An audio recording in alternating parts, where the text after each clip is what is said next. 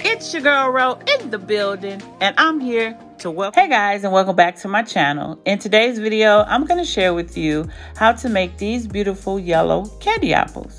Now, these particular apples have been colored with a particular color. That's why I call them the lemon candy apples. But I'm going to share that with you later on in this video. So getting started, I'm going to start off with using some Granny Smith apples or any apples of your choice. You want to go through the cleaning process and you want to strip them from the wax. This is why they look a little darker than this apple here. So the cleaning process is simple. To learn how to do so, click the link in the right hand top corner and you'll learn how to go through the cleaning process. Now you want to make sure you have a nice medium-sized pot with a nice heavy thick bottom that you see here when you are making large mixture. So this particular pot I use all the time when creating my candy mix.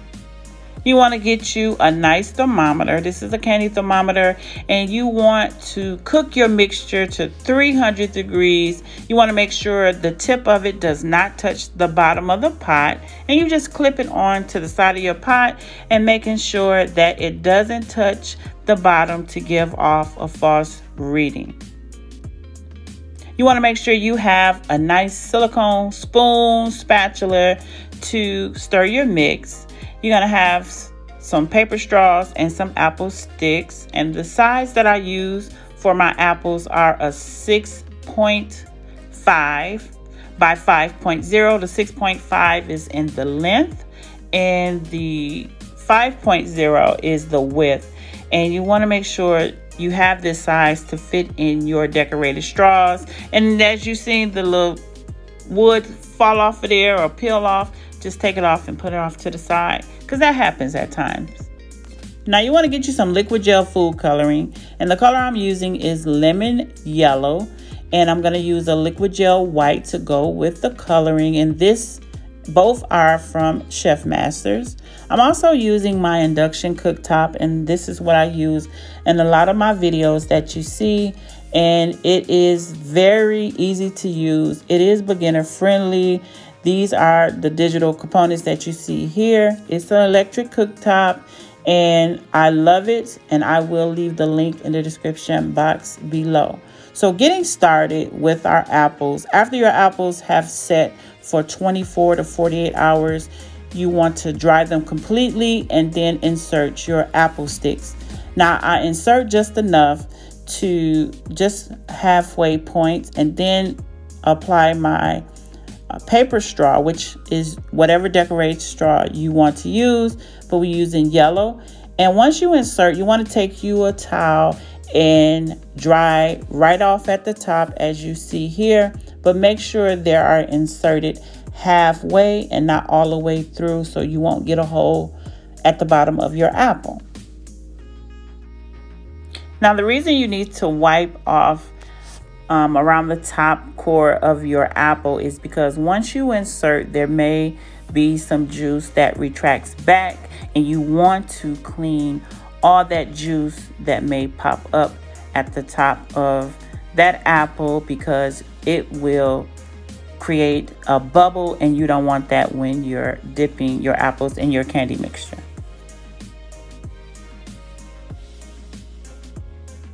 So now that I have my straws and sticks inserted, they are all nice and neat and ready for dipping.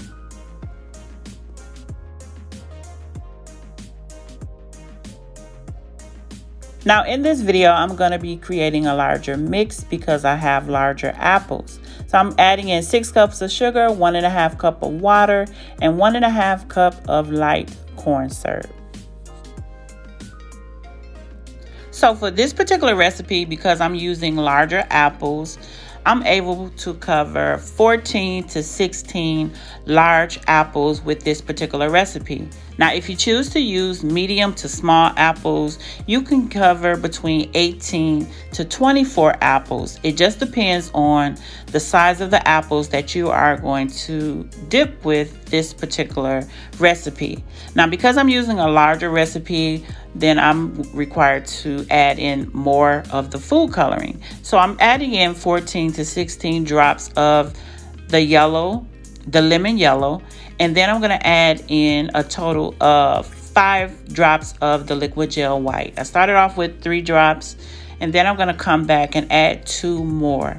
This will help your color from being transparent when it comes time to dipping your apples. Now, to achieve this particular color is the reason why I'm adding these amount of drops. Now, there are other yellow food coloring, and also there are other brands. So different brands require different amount of drops. So keep that in mind. So taking the candy thermometer, clipping it onto the side, and now we're going to get to cooking our mix. Now, you want to cook your mix on medium-high heat on your stove top, and if you have a digital, between 5 or 6. And with this particular induction cooktop, I cook between 350 or 375. That is medium-high for this induction cooktop if you guys use it. All right.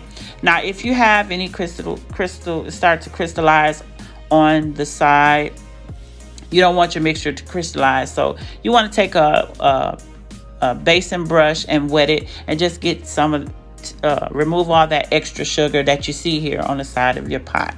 All right. Now, I know that this starts off bubbling really fast, and that's okay. So as over time, your mixture is going to start to slow down, as you see here. And with a larger mix, the mixtures tend to cook a little longer because you have more sugar in the pot. All right. So if it gets stuck on that candy thermometer, like at 250 or 260, it's okay. Don't worry. Don't fret. It is cooking and it will reach to 300 soon. So don't take your eyes off of it if you see it stuck at one point doing your mixture. All right. So now that our candy mix is completed, it's time for dipping. All right. So taking your pot, I like to tilt it to bring the candy mixture to the corner so that it can gather. So I'm able to take my apples and dip from the side, doing a rotating turn, as you see here.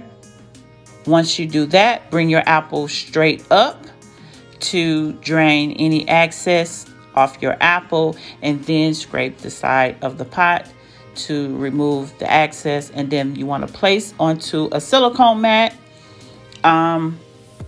or you can do aluminum foil, spray the aluminum foil, but I recommend that you find a nice silicone mat, and I'll leave the links in the description box below. So once you're done, just place them on the back, and that's how you get a nice finished bottom. Now be careful when you do remove your apples, because sometimes if you don't have them straight up, and now you see those bubbles, that means I pierced this apple through and didn't notice it. So if you get any bubbles in your mixture while you're dipping, that means there's a hole or opening in your apple, and you want to be careful of that, because if you do have that, your candy mixture, your candy will break down on the apple. So that's why it's important to make sure you don't insert too far into your apples. But as I was saying, you want to make sure your apples, when you're draining that extra off, you see that lip? You don't want that, okay? That means you're having it tilted too far when you bring it up, and it's not straight up completely. So just make sure after you dip, you flip your apple straight up and remove the excess by scraping on the side of your pot and placing it onto your silicone mat. Now, see, there's a lot of extra mix, and like I stated, it will cover between 14 to 16 large apples. All right. So I'm going to remove this mix. And normally I don't remove a large mix, but you want to add water to your pot, and you want to mix this so it does not settle to the bottom of your pot, because if it does and you go back to reheat it, it will explode. So be careful. You've been warned. So here are nice shiny apples, and there go that lip that I was talking about. Okay, that happens when you remove your apple and you bring it straight up. If it's not completely straight up, it'll create that lip. So make sure you have it upright after you have dipped. But these are the nice, beautiful lemon candy apples. And when you create this particular apple and you call it a lemon candy apple, you want to add some lemon food coloring, which is some Loran oils, to your candy mixture. And I will leave all of that in the description box below. And no, I didn't do it in this video because I didn't have any. So, but these are the lemon yellow candy apples. All right. And I hope you all have enjoyed this video. Make sure you give this video a thumbs up. Leave a comment in the description box below. Be sure to subscribe to this channel, and I'll see you all in the next video.